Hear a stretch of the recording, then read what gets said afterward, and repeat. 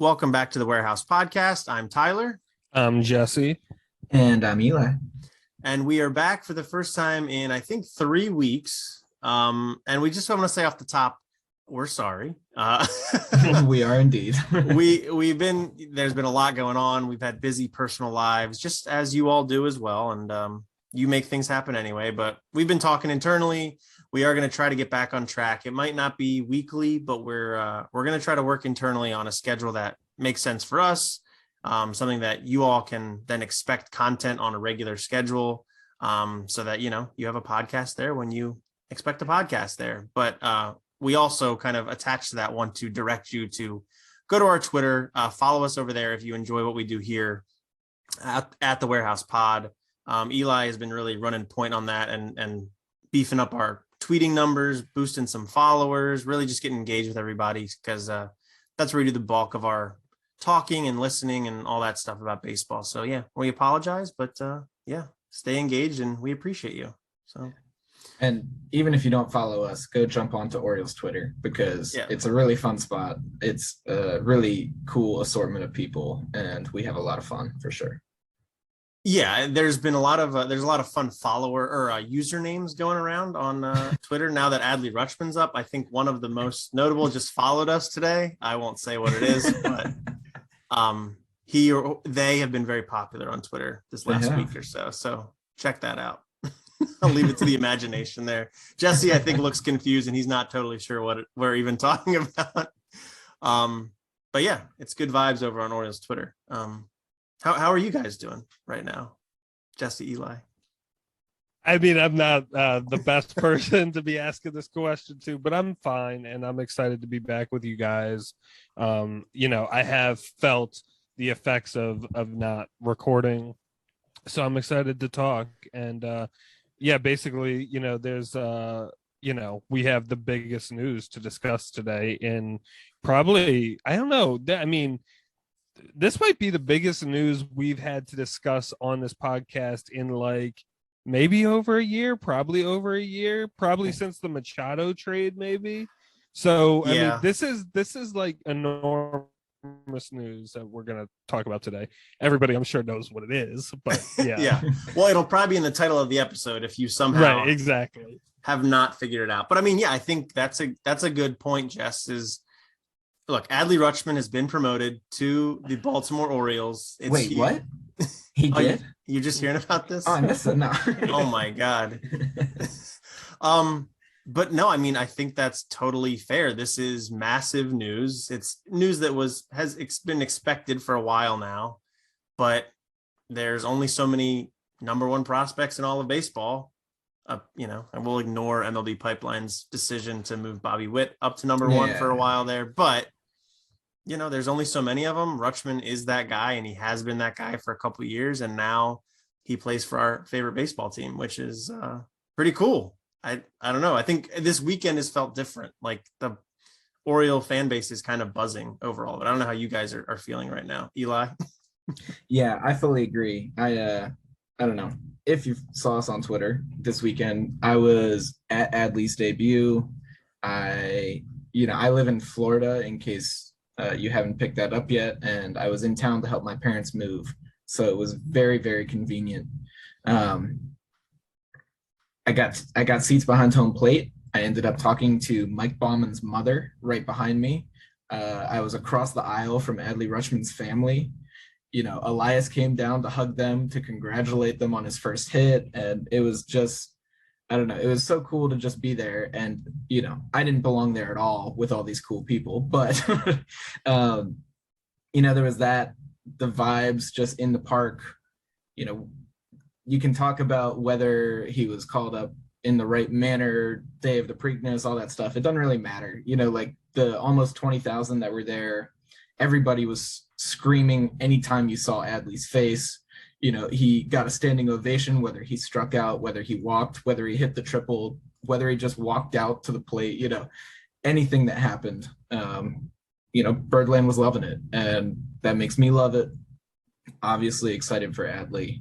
And this Orioles team really just is not that bad right now. We've had a couple exciting walk-off wins.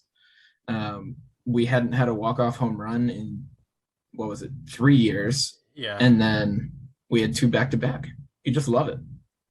2 back-to-back walk-off home runs, then the walk-off dribbler past G-Man Choi, Jesse and Eli's favorite non-Oriole player in the league. We just learned before we started recording. Close. I wouldn't go that far. But he's fun. Yeah, he's a fun guy. He hit the home run right-handed last year too, didn't he do that? That's right. Because then Anthony Rendon did the opposite. Hit it left-handed this year. Yeah, very cool. But yeah, I mean, I did not get a chance to go to the park, but I know when I saw the hype video where, he's here and I'm like, oh my God, because it just felt like the kind of thing that's, of course it's going to happen, but every day that goes by, you're like, what is going on? There's a disconnect. It felt like for a while between the fan base and the front office, where it seemed evident that Adley was ready. The Orioles catchers this year have been horrific. The Orioles catchers last year were pretty terrible while Adley was crushing it in Norfolk. And it just, every day that went by, you're like, what is going on? Are we playing the service time game even to the most insane degree at this point? I don't know. Maybe we can talk about that. But I was all about it watching from Northeast Baltimore County, 20 minutes outside the city. So I can only imagine what it felt like there. But Jess, how are things feeling from the Big Apple? Yeah, I mean, there wasn't the same excitement. Although I will say, I was talking to a teacher a little while ago, and I said, "Oh, do you know this guy? He's a Yankee fan." And I was like, "Oh, have you heard of him?" And he's like, "Oh, actually, I saw that he had got called up." So, there is a minor degree of buzz, maybe even around here, or at least knowledge and insight about Adley.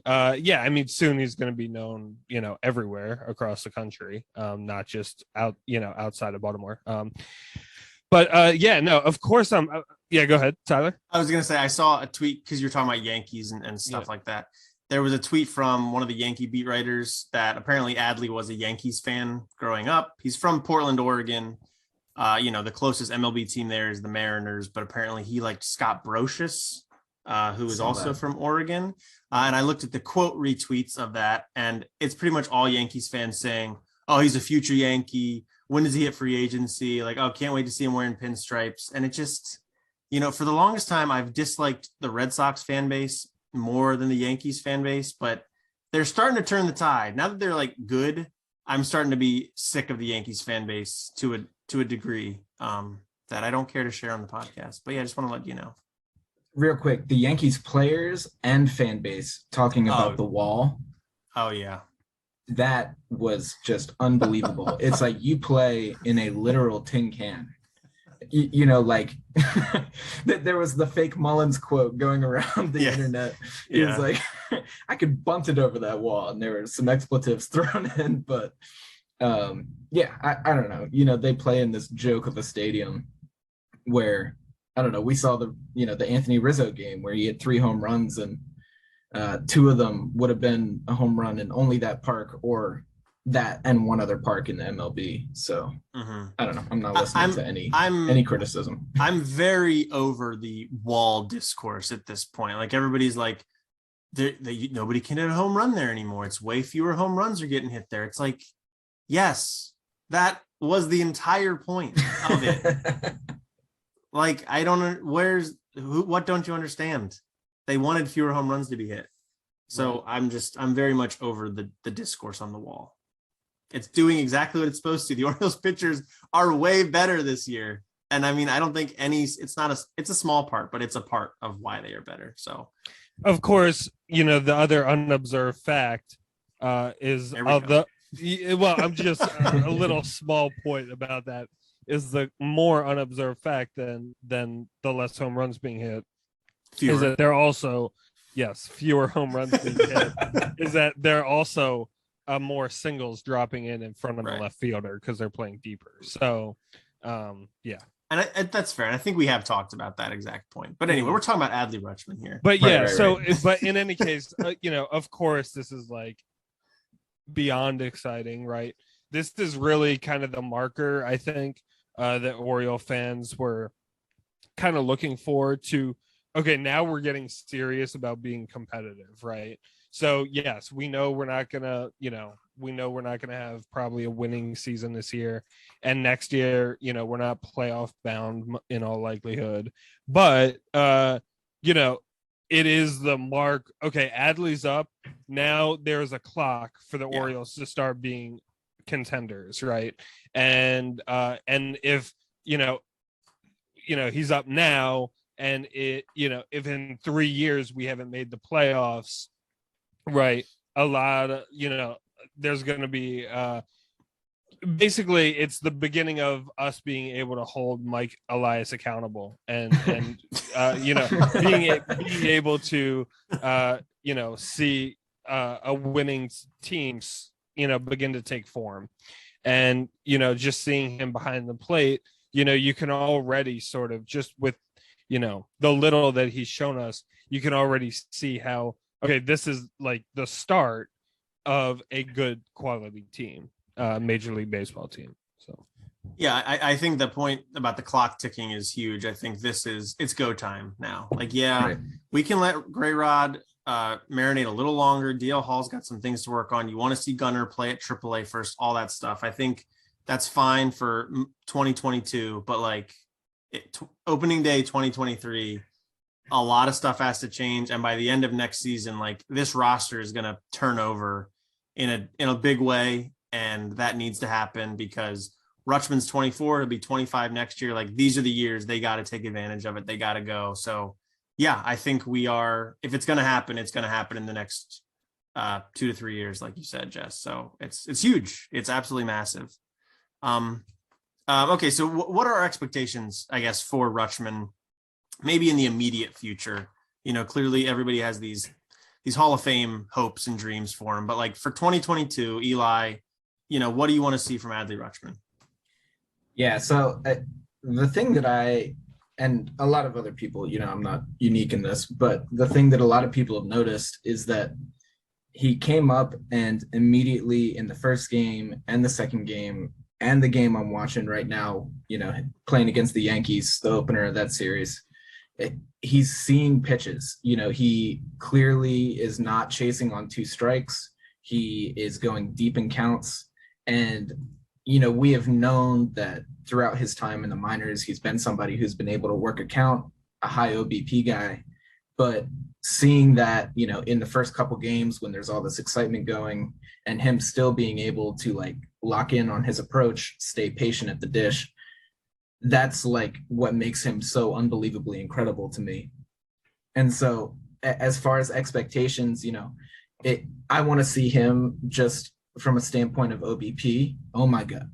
I just thought he was up in this moment. He just hit a ball like out to right field. Yeah, it looked like a pretty swing. I freaked out. We're watching during the opening game of the Yankees series, or we're recording during the opening game of the Yankees series. So yeah. So I mean, to me, like it's about the OBP.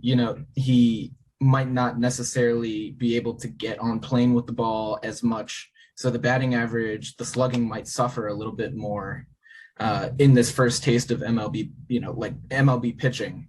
But his ability to stay competitive in counts, keep working walks, doing what he's doing, and like maintaining that approach, that's really, what impressed me off the bat and what hopefully continues for me. So, like if we see him with a 340, 350 OBP at the end of the year, like that's an incredibly successful season, pretty much regardless of the power numbers, regardless of his hitting. I mean, obviously it's a part of hitting, but the actual bat on ball hitting. And I guess the other thing is, they talk so much about his defense, how well he works with pitchers. We can't really see anything about that right now, but it's obviously a young staff. They brought him up, I think, partially on Saturday because Bradish was pitching, and he's somebody that Adley has worked with a lot. I also just want to say I coined the couple's name Bradley for Bradish and Adley, and I think we should keep working those in. Okay. So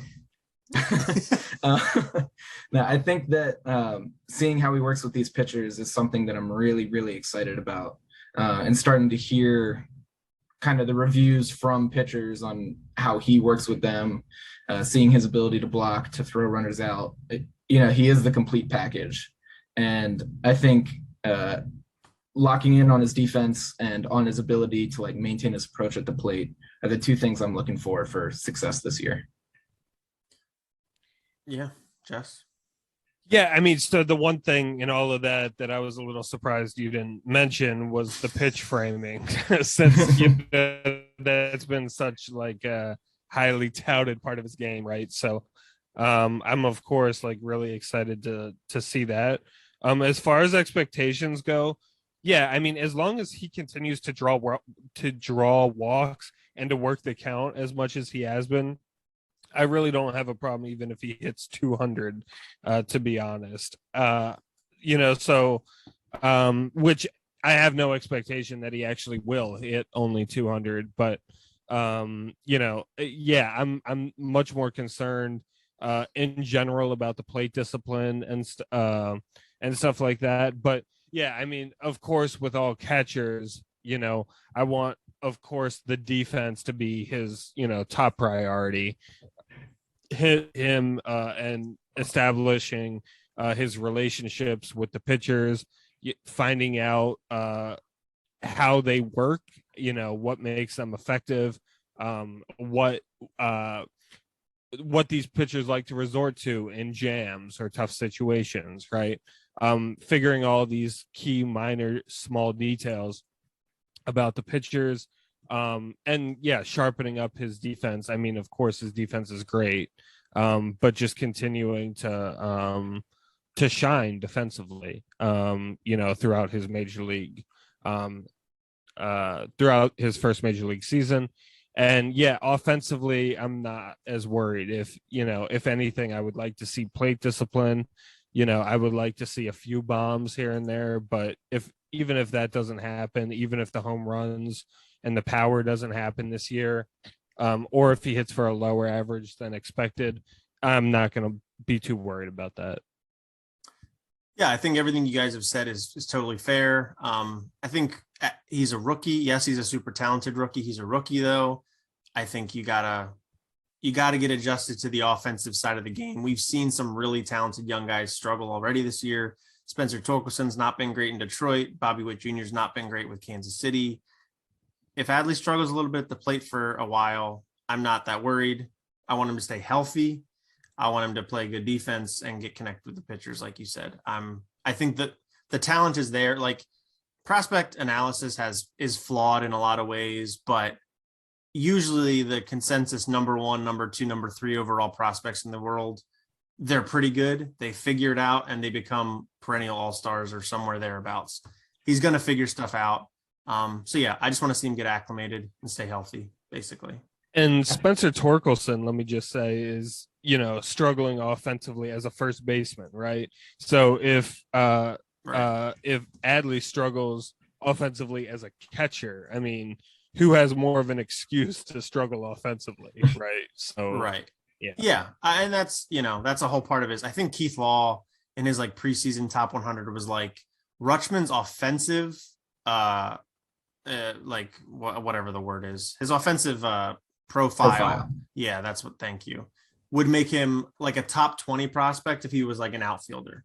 But the fact that he has that offensive profile and he's an elite defensive catcher, that's what makes him the number 1 overall prospect. So keep that in mind too. Like, there might be guys that out hit Adley, but that doesn't mean that other guys will have more value than him necessarily. I just got to say that as a collective, I think we took the boring answers, and although we took the reasonable ones, I'm a little disappointed nobody's expecting 30 bombs in this 3/4 of the season. Yeah, I mean, nobody called for like MVP votes or right, a playoff push or anything like that. So it is a little bit underwhelming. That's for sure. Oh, well. Well, if he gets Rookie of the Year, do you think Mike Elias is happy about that? Because then he'll get a full year of service time. It's an interesting question. Yeah, I think that Mike Elias is clapping on the outside and gritting his teeth on the inside. Yeah. Although, to be fair, Mike Elias might not even be the GM when he hits free agency anyway, so maybe he's not even that worried about it. Yeah. But I will say that I think I don't know. I think it's going to be a high priority to extend Adley. And because we are pulling him up so late, you think he's 24 now, and Right. it would be 6 years, but we manipulated his service time. So he's going to be 31 years old when he hits free agency. It might be, not might be, it is by design. He's probably more susceptible to an extension, like to giving in and taking an extension, because of the fact that as a 31-year-old catcher, you're probably not getting 6-year offers even, So, we might be able to lock him up on a 10, 11-year contract, and then we don't have to worry about it. To that point, right? I really hope. I mean, I get, maybe you wait a year to just, verify, I guess, that Adley is actually legit. I mean, I don't have any doubts about that, but from a front office perspective, maybe there are a couple check marks you want him, boxes you want him to check before you work on extending him. But absolutely, I mean, I think, these once in a generation talents, we were saying it when we had Machado, right? That, I mean, it's terrible that the Orioles let Machado go and did not make him an all-time career Oriole, right? And of course, during that time, there was a whole bunch of discussion about Manny having said they didn't even approach me about an extension, which is just criminal, honestly. So yeah, I mean, as far as the front office goes, I agree with you completely, Eli, that this should be a maybe not this year, maybe not even next year, but definitely, barring some catastrophic injury or something, within the next couple years, it should be a top priority, the Orioles, to extend him and lock him up. Right. Yeah, absolutely. And the Machado comparison is a good one. I mean, it's different offensive, skill sets and all that stuff. But yeah, no, I think that I've made a prediction at Camden Chat. They asked us for like a wild prediction of the year. My prediction was that the Orioles will sign someone to a significant extension. I didn't commit to who it was, but Rutschman, I could also see Rodriguez if they get him up here and they're like, all right, he's got it. Let's lock him up for a decade. Because I mean, a top level pitcher, as good as a great defensive and offensive catcher is, the Orioles have just never had that kind of pitcher since I've watched baseball. So that would just be incredible. But yeah, I would be all about that. So is your prediction regarding like only people who are prospects graduating this year, or does it include like the Mullinses and Hayeses of the world? I didn't commit to any one player. I mentioned by name because remember this was preseason.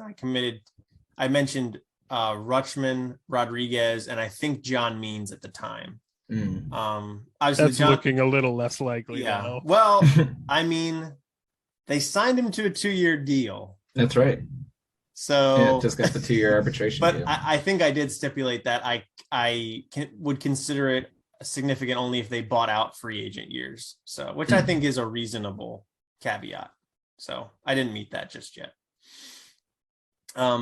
Okay, well, before we move out of the Adley portion, do we want to talk about the call up, like the timing of the call up? Because that was a hot topic on Twitter. Eli, you were on the fence about discussing it, but yeah, I don't know. I guess the thing to say is it can be true that the Orioles could have handled it better, and simultaneously true that at this point, who cares? Adley's up and he's on the team, and it should all just be happy now. Like the Orioles have been playing some exciting ball. Even Rougned Odor is performing, Hey, man. What the heck? Why are you coming for Rougned Odor? Right. I mean, I love Rugi, but he traditionally has not been a great baseball player. Well, in recent years. Yeah. Okay, in the last, Some of those Rangers years were quite good. Right. They signed him to a huge deal, then he got very bad. Yeah. But yeah, I mean, so they brought Adley up on Preakness Day.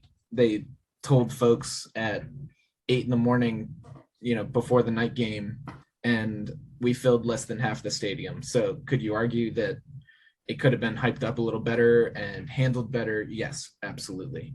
I would have loved to have seen 42,000 or something like that packed in and screaming and etc. for Adley's debut. We didn't have that, but we had a very, very passionate, smaller group of fans. So there's a lot of good to come out of it, and you can't complain too much. A small vocal group of people. Right. Do you think that Michael Elias was playing 4D chess with all of it and saying like, okay, I want less pressure on Adley, so we're going to do it Preakness Day. We're going to announce the day of. And also, I want to make sure it's 95 effing degrees in downtown Baltimore. So nobody wants to sit out in a stadium. I was like partially with you for the first part, but then I was like, I don't know. They wouldn't be testing his stamina. They want to baby him as much as possible. So the 95 degrees probably wasn't a factor. Yeah, I mean, I think I've kind of bought into like, they had some, not arbitrary, but they had some sort of hurdle they wanted Adley to cross, which according to Elias was catching 3 days in a row. Although I think he did that last year one time. I looked at like the game logs and caught, he caught 3 consecutive days, not consecutive games, but days once last year. So, and they've already had him DH twice in 3 games. He's DH twice and caught once. I don't think he's going to play. He's not going to catch 3 days in a row all that often. So I think it's a little bit of a ridiculous perspective. He was maybe going to be the opening day catcher, and now, we've got to build him up for 3 or 4 weeks in the minor leagues. I don't know. I think it was exaggerated, but I think it was something that they could point to, and the timeline just worked out for them. Yeah. I don't know. They got the extra year of service time. Right. He's probably going to be a Super 2, although it's not guaranteed. He's here. Let's be happy. Right. And at the same time, we're pro worker, pro player, and it's also ridiculous that he's going to be suppressed. His wages will be suppressed for so long. We'll just say that. And to that point, just the fact that you were saying, he's going to be a free agent catcher at 31. I mean, right. Where is the justice in that? Where is, let alone he's playing the most important position, but from a monetary perspective, it's, the worst way you could go probably. So, yeah, let's root for him to win Rookie of the Year and make him a free agent catcher at age 30. Yeah. Huge difference between 30 and 31. Yeah, it's massive. But yeah, I mean, so that's the Adley portion of the show. There will probably be Adley portions of most shows for the rest of the season, because this is the most important thing that's happened in Baltimore, period, for years. I don't know about that, but yeah. All right, so let's move away from Adley and talk about a couple of things. We'll kind of go through these pretty fast because we're already running a little bit long here. But the first thing we've got on here is some of the bullpen movement. The Orioles bullpen continues to be really solid. I think as we're recording, they're doing a nice job. I'm not going to say anything else. They're doing a nice job in this game. They had a huge game on Sunday where Spencer Watkins didn't record a single out because he got hit with a comebacker, and the bullpen had to kind of bite the bullet, and the Orioles ended up winning the game. So yeah, there's been a lot of movement though because of that, and also the current run of games without an off day. Eli, do you kind of want to run through what's been going on there and maybe just your thoughts on the handling of the bullpen by the organization? Yeah, I guess what I was, the part of it that I thought was interesting was, we've got this really solid core. We've got Lopez, Bautista, Tate, Baker, Kribel, Cino Perez. But outside of that, we've got a couple open slots that have just been rotating through very, very consistently. And there's been a lot of churn in the last couple of days. I think that, Tyler, what you mentioned about us being in this really long stretch of games without an off day, that is definitely a part of it. And I think that, sending Tyler Nevin down today and sending Mike Baumann down today and getting a couple fresh arms into the pen was explicitly a result of that bullpen game yesterday. But, does bear some questioning. We brought up Nick Vespi. He balls out for 2 innings, gets his win, and then gets sent down. Logan Gillespie had 2 solid innings and got sent down. Gillespie came back up today with Marcos Deplan, but then you can say Baumann was optioned at the beginning of the year. We called him up, optioned him again, called him up, optioned him again. Right. And there's a lot of up and down for many of these guys. And granted, after the mainstays in the bullpen, I think we've probably only got really 2 slots left, but you've got Baumann, Gillespie, Vespi, Deplan, and even Bo Sulcer, who also came up today, all competing for those spots. So I don't know. I guess I was just looking at how are you guys liking the way that they are handling the bullpen, rotating these guys in? Do you have any qualms with it? I mean, my thought is like, oh, you want to go, Jess? No, go ahead. Okay. My thought on it is I think that this is just sort of the life of a major league relief pitcher, where you get called up, you get sent down until you become sort of part of that core of 3 or 4 guys in a bullpen typically. I mean, maybe sometimes it's a little bit deeper than that. But I think also part of it is the Orioles are kind of just throwing everything at the wall this year in terms of the pitching, and it's working out so far. But I think this is kind of like the show me year on let's figure out what everybody can do. And we're learning stuff. I think Keegan Aiken is a good multi-inning relief pitcher. I did not even mention him. Yeah, he's been phenomenal. Like out of nowhere, he won't be able to pitch in Toronto for reasons, but he's figuring out that role and he's really good at it. I think Jorge Lopez we've learned he's a good relief pitcher, which, was speculated for a long time. But we're figuring that out. So I think that this is fine. And I think this is how you go about building a bullpen, is just sort of rocking with who's hot, because next week or next year they might not be. We're going to talk about a guy here in a little bit that was pretty good a couple of years ago, and now he's not in the organization anymore. So I think the handling of the bullpen is pretty good right now. Hyde tries to stay away from guys 3 days in a row. But like none of our pitchers are 1 inning and done. Like all of them go multiple innings sometimes. Sometimes they go 2/3 of an inning. Like it's a super flexible group, and it's kind of awesome. And, I don't know if any of them are going to be good long-term, who knows with relievers, but I don't really know how much better they could be managing it, because they're one of the best bullpens in baseball out of nowhere. So, yeah. So does having so many people competing for those couple spots, does that increase the likelihood of trading an arm or 2 at the deadline?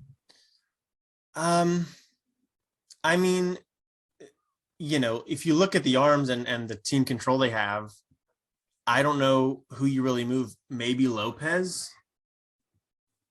But it's a weird group because other teams are going to say, well, yeah, the numbers are good and the advanced metrics are good, but he's only been doing it for 3 months. Right. So like, what am I going to give you for that? And from the Orioles perspective, well, why are we going to give up an intriguing arm for an 18-year-old in low A who we don't know anything about?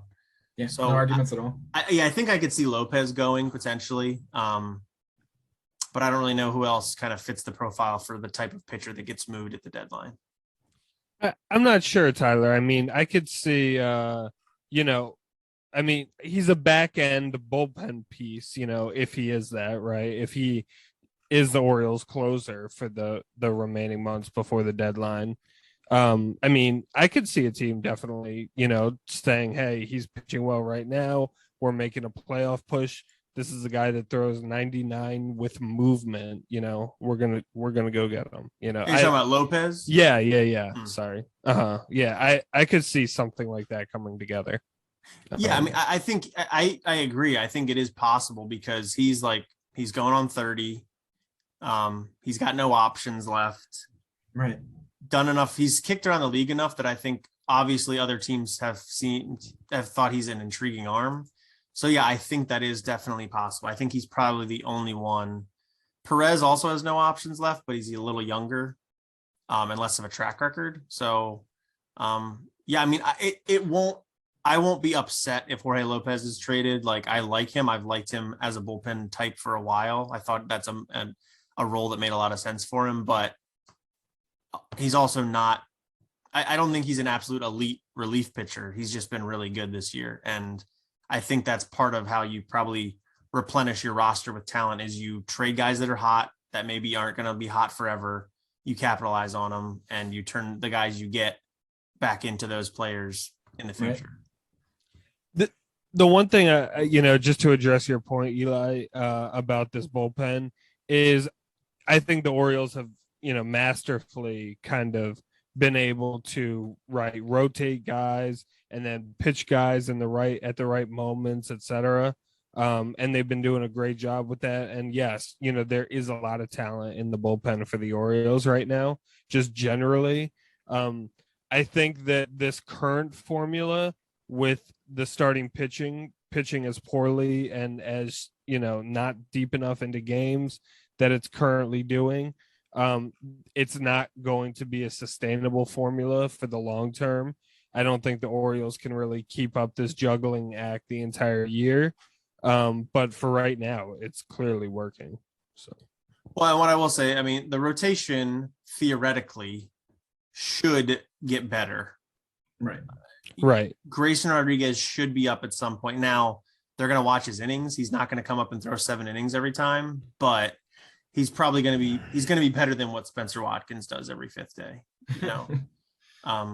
So that's something. DL Hall, he'll be up to. I think he's going to be an interesting one. I'm more confident now that Rodriguez can step into the rotation and be that guy every 5th day. Hall, I think they need to watch a little bit because he's much more of a question mark. Yeah, he's wild. And then it gets to where like you can't just keep walking guys on the big league mound. You need to get out and figure it out, and we got to move on with the day. So, yeah, I mean, I love the bullpen. I love the flexibility, but you're right, Jesse. It's the balance between rotation and bullpen in terms of workload is not going to work for 162 games.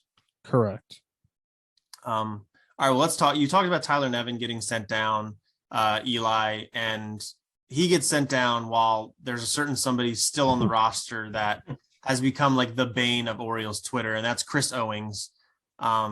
He plays a lot. He plays a lot of innings. They move him around the diamond a little bit. It really doesn't matter where he plays, though, because he's not been very good.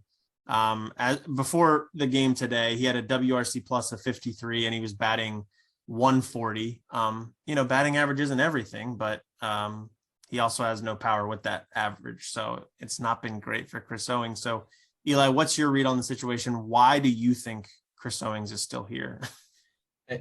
It's really, it's pretty mind-blowing to me. We had the rough stretch with injuries where Mountcastle was out, Hayes was out, Mateo was hurt. And, we had a thin bench and his versatility was great right then. But, we've got people who can do everything that he does at AAA. And so, if they really think that there's development that needs to happen for the Richie Martins, the Ryland Bannons, the whatevers of the world, I get that. And we've got a couple people hurt.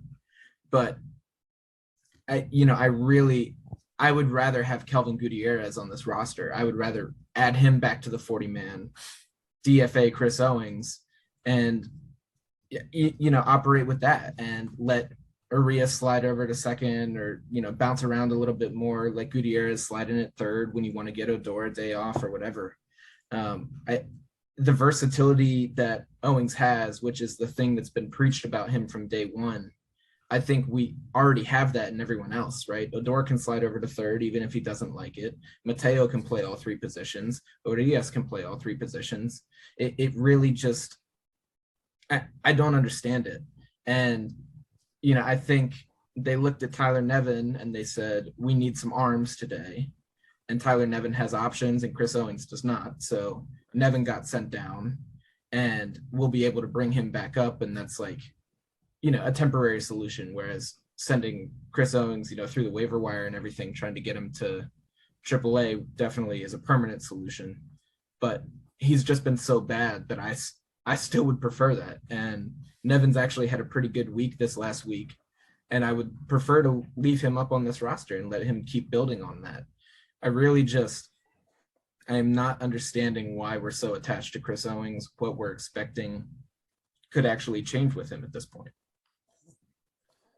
Yeah, Jess, your read. Yeah, I mean, the one thing I'll say, right, is it's really interesting how your perspective on what, a little more than a month of the season means, and how you assess that for different players, right? So, as I think we're about to talk about Mateo in a little while, he's not hitting great, right? Although, let me just say, he's hitting much better than Chris Owings. But, although he's not hitting great, right, I'm going to somewhat defend him here. And I'm going to say, it's only been a little more than a month, right? But when you have a guy like Chris Owings, who you knew before the season wasn't going to hit for the team, and now it's been 30, a little more than 30 games or whatever, right? And he's not hitting, right? Your perspective and just how you think about that 30 plus games or whatever. And granted, he's probably not even played 30 games because he doesn't play much, right? But in kind of your perspective and how you think about that sample size with someone like Owings, right, is more infuriating. So, yeah, I mean, at this point, I'm kind of with Eli. Like, I think the infield has enough depth where we're not in a desperate enough situation to hold on to Owings. We still have Rougned Odor, who, basically provides, I think, more value than Owings does, just holistically.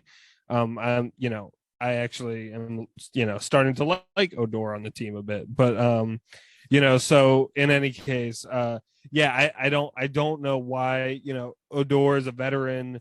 I don't think we need a worse version, a clearly worse version of Odor on the team, especially when we're really not struggling for infield depth at this point. We have reasonable alternatives where we really don't need Owings on the team. So I'm right with Eli that, I just don't see a path where he's going to turn it around and he's really going to start raking, right? If he did at the plate, that would be a different situation, but I don't see that happening. Historically, his track record demonstrates that, he's not a great hitter. So, yeah, I don't get why the Orioles are holding on to him. And I was, it's arguable he shouldn't have even been on the opening day roster to begin with. So. Yeah, and the other thing to say is he hasn't even been that great defensively. I mean, we've put him in all over the place, and he's actually kind of struggled. He had an error in today's game. Mountcastle just tossed the ball to him at short. He's playing short for us today in this Yankees game, and Mountcastle fields a ground ball, tries to turn a double play, and it just bounces off of Owings' glove. It's not like he's been this incredibly reliable utility defender. He's just somebody, I don't know, somebody tweeted out today, they said, well, at least Chris Owings can be bad at every position or something like that, he just, I'm struggling to understand it. I think the Orioles are trying to maintain flexibility, but it's like flexibility that we don't need to maintain. Yeah, I mean, I think the only thing I can think that makes sense is that they want somebody else on the roster that they have confidence can play shortstop. And I know Urias can play shortstop, but he played it last year. And then he had the whole thing where like his leg hurt and he could play second base, but he couldn't play shortstop. And I think he's struggled a little bit at shortstop at times. He's not the best of fielders. I'm not saying Owings is good at shortstop either, but I'm trying to get my head around why they want him on the roster.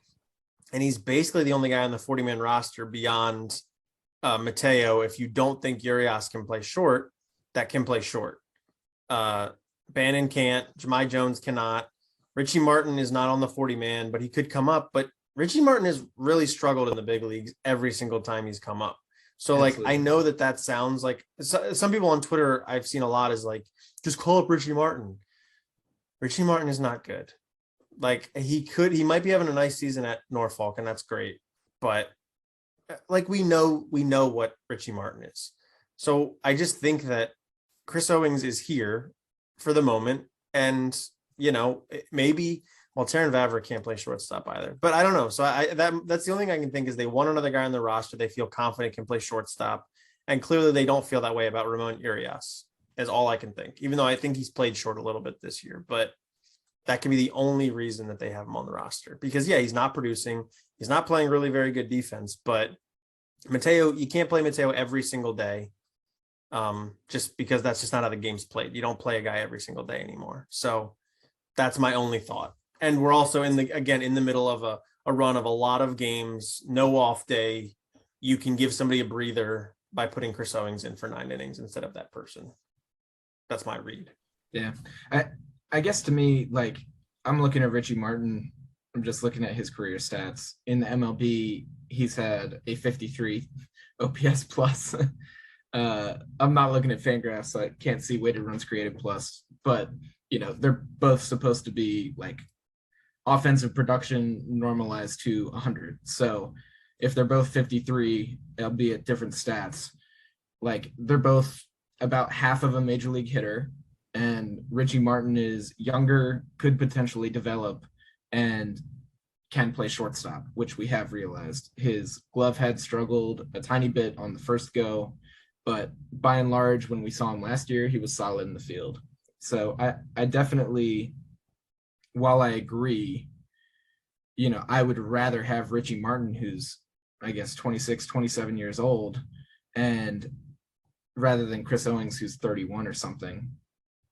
That's just where I'm at, and while Richie Martin is not on the 40-man, the transaction is 1-for-1. Owings goes, Richie Martin comes up. And then you've got, a mildly interesting former top prospect who, could theoretically develop into something a little bit better than what he was, as opposed to a 31-year-old who, is just what he is. Right. Yeah. I mean, I hear where you're coming from. And, we didn't mention here, but there have been some injuries down on the minors with a lot of the guys that could potentially fill the role. So that could be another element of it. And there could be, minor injuries and all that stuff on the major league roster that we don't really know about day to day. Sometimes they keep that stuff hush hush. And if they would rather have a 100% Chris Owings than a 60% Jorge Mateo on a certain day, like that's their calculation they have to make that we're not going to be able to make any conclusions about. Yeah. The other thing I can say is that there were a bunch of minor league promotions as well today. And so we now have Cesar Prieto, Joey Ortiz, Gunnar Henderson, Jordan Westberg, Adam Hall, and I think there's one more. Like pretty much every top shortstop in our system is playing at Bowie right now. And yeah, I think it stands to reason that within the next couple weeks, a couple of those folks will get promoted. Westberg is breaking out of his slump, and I think he's probably the most mature prospect and the one who will make the jump to Norfolk first. If Westberg bumps up, then potentially, some of that playing time goes to him, and it makes sense to promote one of these quad A guys at Norfolk that we're talking about here in this conversation. So I could see Chris Owings, holding on to a spot for another couple weeks until that time comes. But, if he's still here in a month, I just have no idea what we're doing. Yeah, for sure. And the draft will be a big moment for that, because that typically is when like Delmarva gets most of their players, and that pushes everything and gets things in motion. So yeah, that's a good point. Let's talk Jorge Mateo for just a quick second. We have a note here just to kind of mention that he's kind of in this world of online opinion where some people love him and think he's like the Orioles shortstop for the foreseeable future. Probably not reality, but there's other people that like get frustrated with him because I guess probably the brand of baseball he plays where he does the thing where he gets to balls and then sometimes makes a mistake because he got to a ball that was really difficult to get to. And he's not a great hitter, even though he was pretty good last year. He's slumped a little bit this year. So Jess, I feel like Mateo is one of the guys you seem to really enjoy watching. Do you just want to kind of maybe give your thoughts on Jorge Mateo as the Orioles shortstop, and maybe kind of what you're seeing from him and where you view him with the Orioles going forward? Yeah. I mean, ultimately, right. I think it's reasonable that his most likely outcome is that he winds up being a utility guy for the Orioles. I mean, he's really, I mean, he probably has more value than what most utility players have because he has all these different skill sets, right? He could be a defensive replacement. He can play multiple positions. He can pinch run. He can, he's not a great hitter, but if there is a worse hitter coming up in the lineup, he of course could pinch hit, right? So, I mean, there's just so many things about him that you like. I mean, at least for me, as I'm watching him, so. Yeah, and defensively this year, I mean, right, it was funny. Yeah, because I made the beginning of this outline, and I said he's been shining at shortstop, and then that day he made 2 throwing errors, right? So a little bit of irony there, but yeah, I mean, yeah. So but overall, I mean, I think that I still maintain that he's a really solid piece.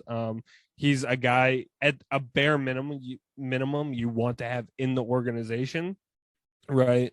But definitely, I mean, I think he's definitely capable of being on a major league team and being on the Orioles major league roster.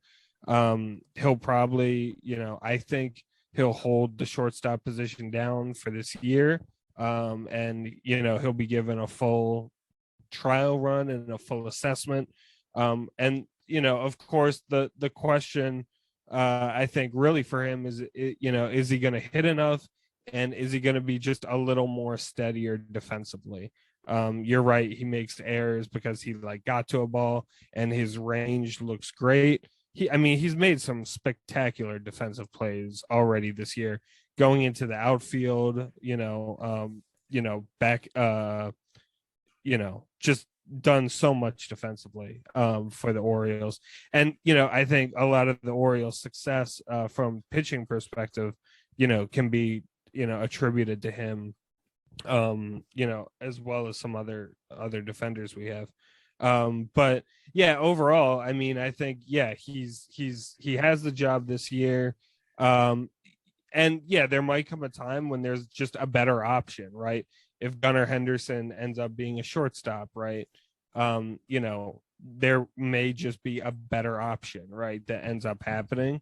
But right now, yeah, I mean, let's just see, how well this guy can hit, and if he can make some adjustments defensively. Yeah, Eli, do you have anything to add to that? Jesse, that was pretty comprehensive. Yeah, I actually am going to kind of rebuke the idea that he's struggled at all defensively. On Baseball Savant, Jorge Mateo's outs above average is in the 81st percentile. That is really, really elite defense. And if you ask anyone whether Cedric Mullins is a good defender, everybody would say yes. They'd say his arm is a little weak, but he's got a lot of range. He's a good defender in center field. Cedric Mullins is in the 37th percentile, right? So, I mean, Mateo's speed, his range, like Jesse said, we see him, the play on Saturday where the entire outfield is shifted towards right field. There's a bloop that's going to drop probably for a double in left field, and he just starts sprinting, and he just takes off. I think Dan Connolly tweeted out, Jorge Mateo just tracked that ball down from Bethesda or something like that. I mean, the dude's got this incredible range. And even if he does make an error or 2 more, it really doesn't matter. It really doesn't matter. Well, right. I mean, if you have somebody else out there, it's a hit. Right. So it's in effect, it's the exact same thing.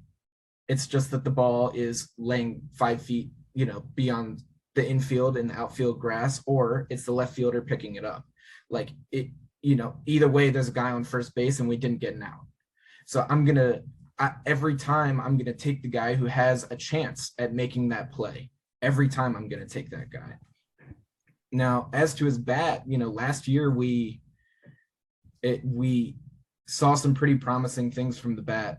I noticed like one somewhat concerning trend, and I think this also partially gives me hope that he can turn it around. So in 2020, when he had gotten some time with the Padres, he swung at the first pitch about 25% of the time. In 2021 with us last year, about 27% of the time. This year, he's swinging at the first pitch about 38% of the time. And, that tells me that the approach isn't that sound right now. That tells me that maybe he's not seeing the ball that well at the moment. But last year, when we did expect some better results, or when we were getting some better results, he had a little bit more of a patient approach. And that tells me that, we can tweak the mindset a little bit and maybe get back to it. All that said, on Baseball Savant, like his xWOBA, his expected slugging, both of those have gone up this year. And so, he's not making terrible contact. He's still below league average and like average exit velocity, et cetera, and definitely below league average. But, I think there are reasons to believe that the bat can come around a little bit. And I think that having his speed out there is such an underrated thing at shortstop. I put my name behind Jorge Mateo as a MLB shortstop and a legitimate one at that. I think he really makes some incredibly difficult plays. And I don't know, if he does turn into a utility infielder, then he's an extremely valuable one.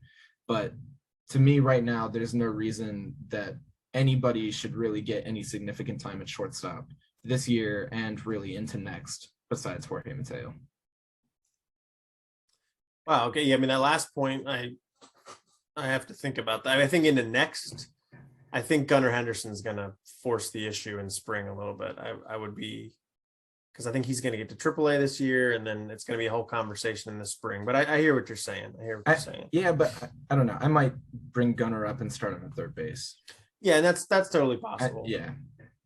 I don't think he'll have that range, and you can ease him in at a slightly easier position is all I'm saying. Yeah, and people do think Gunnar at third base could have like elite defense, and then all of a sudden you've got a really, really good left side of the infield. But yeah, I mean, I think Mateo, although he doesn't play shortstop in the way that like an old school shortstop would play, where they kind of like the JJ Hardy style, where you position yourself, you get to every ball, you make the nice throw, whatever. He doesn't play it that way. He is effective over there. And in the way that the old school shortstop is, offensively, it lacks a little bit. But I don't think that's necessarily an issue. I think that shortstop and often catcher and sometimes center field are positions where defense is more important, and what you get offensively is a bonus. That's definitely changed in the modern game, but I'm perfectly fine having a really good defender at shortstop and you find the offense somewhere else at third or first or the corner outfield spots. So, if he hits 260 and hits 15 or 20 home runs, that's fine, Yeah, exactly. I don't know if he'd get to 15 or 20, but I think he could be like a 10 to 12 kind of home run guy. But no, I think that's fine. And I think that this is the thing is he doesn't need to be a long-term starter at the position. This is the exact kind of guy the Orioles need to claim off waivers when they can. A former big-time prospect, obvious athleticism and speed. He's the second fastest player in the sport behind Bobby Witt Jr. Yeah, and you just see what you can do with the pure athleticism. And I think that this is an ideal utility infielder who can come in late in games to be a defensive replacement, to pinch run, maybe like Jesse said, to bat for your backup catcher or whatever, if they're in the lineup that day. Like he's an awesome skill set to have on a roster. So I like Jorge Mateo a whole lot. And I think there's definitely a chance that he sticks on this team in some capacity for a while now. The other thing I do want to say is like, I also wonder, I don't want to just immediately be relegating him to like a utility infield position, right? So, I mean, he'd be a superstar utility infielder, right? An absolute superstar. But there might be another way, the Orioles can, maximize his value basically. And I mean, he's such, of course he's he's so athletic, he could just turn into a Ben Zobrist type where, okay, look, he's not going to be our everyday shortstop, but because we have a Gunnar Henderson, or we have somebody else in the position for X, Y, or Z reason. But, he's just going to be like Ben Zobrist. So one day he's going to start for us in left field. The next day he's going to go play third base for us. Right. And you rotate his bat into the lineup that way. Right. So, I mean, and Ben Zobrist was kind of a utility guy, but he played way more than like most utility guys, would play, right? So that's why I'm not really putting Zobrist in that category. So, I mean, that's another possibility for him. Yeah. I mean, Zobrist was an everyday player that played a different position most days, but he was like a clear, like starter. Yeah, starter, really good hitter. I think with Mateo, my perspective is like put him in a position where he can succeed. And he's not the best hitter, but he steals bags. He steals the bags with efficiency. He's only gotten thrown out once this year, and he's stolen 11 bags. Usually, if you're above 75%, you're in the money at that point. He's well above. He's at whatever 90-some%. So just put him in a position to succeed. You put him in there in the 7th inning as a defensive replacement, or you put him in there as a pinch runner early because he can hold his own offensively enough. And you just get as many defensive innings as you can. But that's the future. For now, he's the everyday shortstop for this team. And there's no question about that, So just one last note. According to Baseball Reference, he's got 0.9 WAR so far this season. Right. And, we're just over a quarter of the way through the season. So if this dude is tracking to be a 3.5, 4-win player this year, I don't know, I guess for context, a starting player in the ML, like, an everyday starting player is supposed to be between 2 and 3 WAR. So if he's 3.5, 4, he's 33 to whatever percent better. I can't math. He's a highly productive everyday player, even with the poor batting and good defense that he's showing right now. Right. For sure. And we just have to see it over the long term. And that's exactly what the season is about. And he's got every opportunity to do it, because I don't see the Orioles pushing him like an internal pressure to get him off of shortstop this year. So I think we see what he can do this year, and we kind of come out at the end.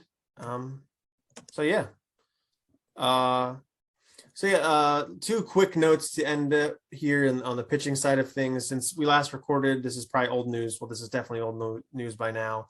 But the Orioles have traded Paul Fry to the Arizona Diamondbacks. They got back a teenage, I think outfielder or pitcher. I'm not sure. Pitcher, Venezuelan guy.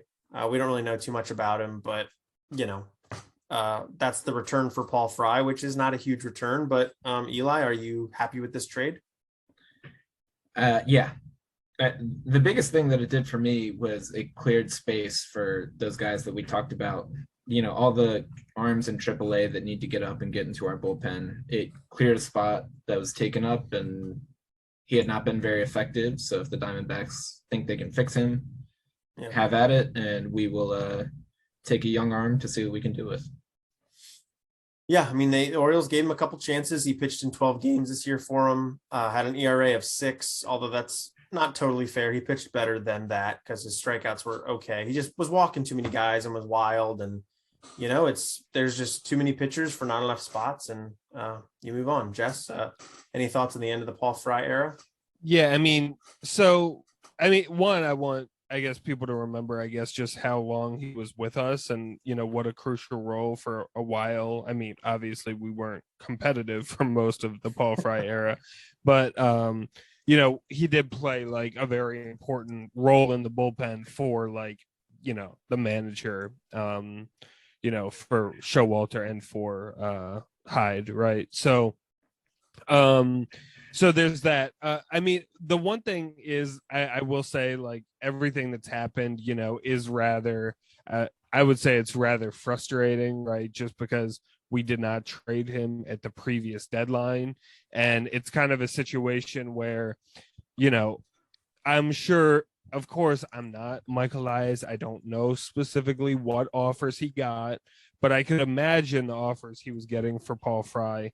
And then just, a few months later, right? I guess you hold on to him because you think, well, he's a really valuable piece and they're not giving us what, he's worth or whatever, you know, they're cutting us short a prospect or whatever is happening, right?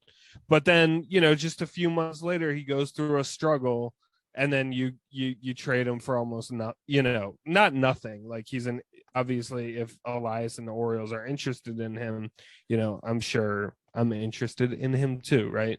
But it's clearly less value than the Orioles would have gotten had we traded him, at the previous deadline. So it's kind of frustrating, and he was DFA'd first, right? So that just kind of, demonstrates, after you DFA, you're putting yourself in a box as far as the trade market goes, you're basically not really committed to getting anything particularly valuable. You know what I'm saying? So, so it's very frustrating that, the Orioles probably set the bar a little too high, weren't able to be flexible in considering, his market value at the time. And then here we are just a little while later, and he goes through a struggle, which is not unexpected because he went through a struggle last year at the end of the, so, we know he goes with these ups and downs. So, it's just frustrating that, now we're walking away with very little relative to what his return probably could have been at the previous trade deadline. So. Yeah, for sure. No, it's definitely a good reminder of that. That's why I said about Lopez earlier on, like, if you think he's hot right now and somebody wants to pay a price that you think is a good deal, pull the trigger, because relievers are they're just volatile by nature. And one last thing is Matt Harvey. The Orioles signed him to a minor league contract, I think right before the season started. He's been working out down in Florida. And it was just reported this week, as expected, he's been suspended 60 games for violating the league's substance policy. He had testified in the Tyler Skaggs case. Tyler Skaggs had died from an opioid overdose a couple of years ago when he was with the Angels. Matt Harvey was with the Angels at the time. And Harvey had testified basically that he had at some point in time supplied Tyler Skaggs with opioids, and that he didn't get charged or face any penalty legally for that. But the league is allowed to do what they think is permissible, and they have suspended him for 60 games. That is running right now. He'll be eligible, I think, probably at the end of June or early July. But what do you guys think about this with Harvey? It's like I said, it was expected. Mike Elias made some comments that they were prepared for it as well. But Eli, what do you think about the Harvey signing for the Orioles? Yeah, we had talked about it once on the pod, but this just kind of reinforces. I'm at a point where I just don't fully understand why the Orioles felt he was the guy to go to. He's a little bit of a PR hit, the number that was in my head was that he had supplied Skaggs with opioids 2 days before he died. Mm-hmm. So, and apparently they were all passing him back and forth. It was a pretty common thing in the clubhouse, and it was not just Harvey. That said, it's a tough thing to swallow, and you hope he's moved forward. And the guys in the Orioles clubhouse last year did by and large like Harvey a lot, but we really are at a point where we're ready to take the next step with our rotation to promote some of these prospects. We're already seeing Bradish in there. Rodriguez is already throwing 85 pitches in AAA. And I feel like we just don't need Matt Harvey. And so with this suspension, again, as Tyler said, this was expected, but I personally do not understand why the Orioles went for him. It just doesn't. He doesn't provide that much as a depth piece for the rotation. He doesn't provide that much as like a lovable guy anymore because he was involved in this horribly tragic death. So yeah, I just don't get it, and I thought it was worth saying that on here. I totally hear where you're coming from. I think, my perspective is I'm all about second chances with guys, and Harvey has clearly had some things. I think he even had things going back to when he was with the Mets where there was talk of some of the escapades that he was up to. So yeah, I think from that perspective, I'm fine with giving second chances to people. It becomes, if he was conducting himself well, which according to Mike Elias, he was with the Orioles, that's great. I'm happy he can kind of remake his life and improve his life, although clearly he's had a negative impact on some other people's lives. That's great. But being a professional baseball player is a privilege. It's not a right. And on top of that, you have to perform as well. And he didn't really do that for the Orioles last year either. He wasn't very good. So like, I just don't think it makes a lot of sense. Elias said to the press that he expects Harvey could be an option for them in the second half of the season. And that doesn't make any sense because that should be lining up with debuts for Grayson Rodriguez and maybe DL Hall. So, and Dean Kramer is coming back from injury. Not that you necessarily think he's going to be a starter every day or every fifth day, but you'd rather see Dean Kramer pitch than Matt Harvey. So I just don't think it makes a lot of sense. If they want to have him in the organization, pitch for Norfolk and be there in case of emergency, I think maybe that makes sense. But I don't see how he makes sense on the Orioles major league roster in 2022. So I'm right there with you, Eli. Barring like a giant COVID outbreak, like a month. Yeah, right. Right. And even that nowadays, they've changed the restrictions so much. And I think the Orioles have a really high percentage, if not all of their players. Well, we know not all of their players are vaccinated, but I think a very high percentage number of their players are vaccinated. So I don't even anticipate that being that much of a problem. It's just kind of odd. It would be, I don't know. I don't want to say it'd be one thing if he pitched well last year, because that sounds super crass and detached from the severity of what happened. But, it just doesn't make sense from a whole lot of angles, I guess is what I'll say. So I think that's all we've got for Orioles news this episode. As I said at the very top, we are going to try to regroup internally and get back on a normal schedule. We've talked about a couple options, but we'll figure that out and give you guys that news next time, I think. Until then, though, you should definitely check us out on Twitter, where Eli's running things and really doing a nice job over there. It's at the Warehouse Pod. You can also email the show if you want to let us know your thoughts on maybe a schedule that makes sense or the type of content you like to engage with. That's thewarehousepod@gmail.com. And above all else, please subscribe to the podcast on whatever platform you consume your podcasts. And we're also on substack.com, which is a newsletter platform where you can get the podcast sent to your inbox. You don't have to be connected to any sort of podcasting app if you just prefer to do that. That's the warehousepod.substack, substack.com.